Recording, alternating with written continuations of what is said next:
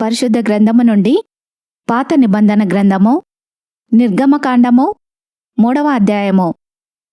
మోషే మిద్యాను యాజకుడైన యిత్రో అను తన మామ మందను మేపుచు ఆ మందను అరణ్యము అవతలకు తోడుకొని దేవుని పర్వతమైన హోరేబుకు వచ్చెను. ఒక పొద నడిమిని అగ్ని జ్వాలలో యెహోవా దూత అతనికి ప్రత్యక్షమాయెను. అతడు చూచినప్పుడు అగ్ని వలన ఆ పొద మండుచుండెను, గాని పొద కాలిపోలేదు.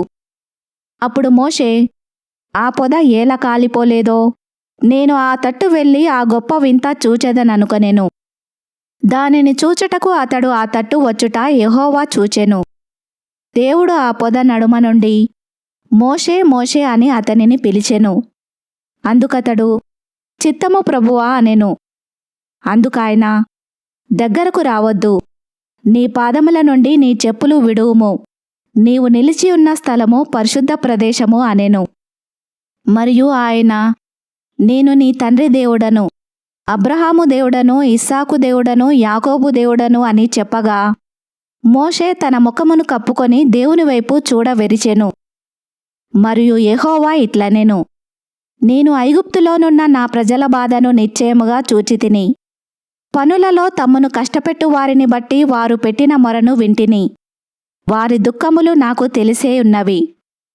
కాబట్టి ఐగుప్తీయుల చేతి నుండి వారిని విడిపించుటకును, ఆ దేశములో నుండి విశాలమైన మంచి దేశమునకు, అనగా కనానీయులకు, హిత్తీయులకు, అమోరీయులకు, పెరిజ్జీయులకు, హివ్వీయులకు, యెబూసీయులకు నివాసస్థానమై పాలుతేనెలు ప్రవహించు దేశమునకు వారిని నడిపించుటకును దిగివచ్చియున్నాను.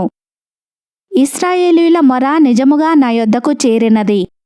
ఐగుప్తీయులు వారిని పెట్టుచున్న హింస చూచితిని. కాగా రమ్ము, నిన్ను ఫరో యొద్దకు పంపెదను. ఇశ్రాయేలీయులైన నా ప్రజలను నీవు ఐగుప్తులో నుండి తోడుకొని పోవలెననెను. అందుకు మోషే, నేను ఫరో యొద్దకు వెళ్ళుటకును ఇశ్రాయేలీయులను ఐగుప్తులో నుండి తోడుకొని పోవుటకును ఎంతటి వాడనని దేవునితో అనగా, ఆయన, నిశ్చయముగా నేను నీకు తోడయుందును. నేను నిన్ను పంపితినన్నుటకు ఇది నీకు సూచన. నీవు ఆ ప్రజలను ఐగుప్తులో నుండి తోడుకొని వచ్చిన తర్వాత మీరు ఈ పర్వతము మీద దేవుని సేవించెదరనెను. మోషే, చిత్తగించుము, నేను ఇశ్రాయేలీయుల యొద్దకు వెళ్ళి వారిని చూచి, మీ పితరుల దేవుడు మీ యొద్దకు నన్ను పంపెనని వారితో చెప్పగా, వారు, ఆయన పేరేమి అని అడిగిన ఎడల వారితో నేనేమి చెప్పవలెనని దేవునిని అడిగెను. అందుకు దేవుడు, నేను ఉన్నవాడను అనువాడనై ఉన్నానని మోషేతో చెప్పెను. మరియు ఆయన, ఉండుననువాడు మీ యొద్దకు నన్ను పంపెనని నీవు ఇశ్రాయేలీయులతో చెప్పవలెననెను. మరియు దేవుడు మోషేతో నిట్లనెను, మీ పితరుల దేవుడైన యెహోవా, అనగా అబ్రహాము దేవుడు, ఇస్సాకు దేవుడు, యాకోబు దేవుడునైన యెహోవా మీ యొద్దకు నన్ను పంపెనని నీవు ఇశ్రాయేలీయులతో చెప్పవలెను. నిరంతరము నా నామము ఇదే, తరతరములకు ఇది నా జ్ఞాపకార్థ నామము. నీవు వెళ్ళి ఇశ్రాయేలీయుల పెద్దలను పోగు చేసి, మీ పితరుల దేవుడైన యెహోవా, అనగా అబ్రహాము, ఇస్సాకు, యాకోబుల దేవుడు నాకు ప్రత్యక్షమై ఇట్లనెను, నేను మిమ్మును ఐగుప్తులో మీకు సంభవించిన దానిని నిశ్చయముగా చూచితిని.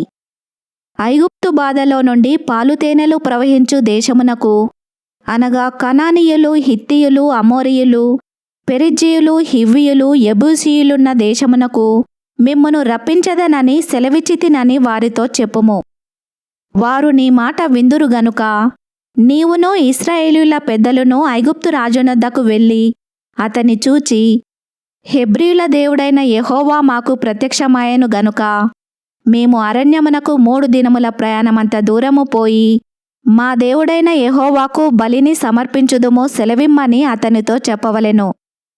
ఐగుప్తు రాజు మహాబలముతో మీ మీదికి వచ్చి మిమ్ము పోనీయడని నేనెరుగుదును.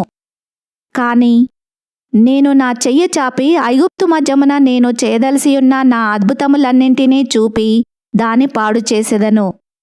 అటు తర్వాత అతడు మిమ్మును పంపివేయును.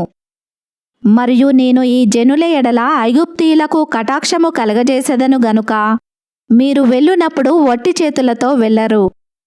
ప్రతి స్త్రీయు తన పొరుగు దానిని, తన ఇంట నుండు దానిని, వెండి నగలను, బంగారు నగలను, వస్త్రములను ఇమ్మని అడిగి తీసుకొని మీరు వాటిని మీ కుమారులకును మీ కుమార్తెలకును ధరింపజేసి ఐగుప్తీయులను దోచుకొందురనెను. ఈ వాక్యమును విన్న మిమ్ములందరినీ దేవుడు దీవించునుగాక. ఆమెన్.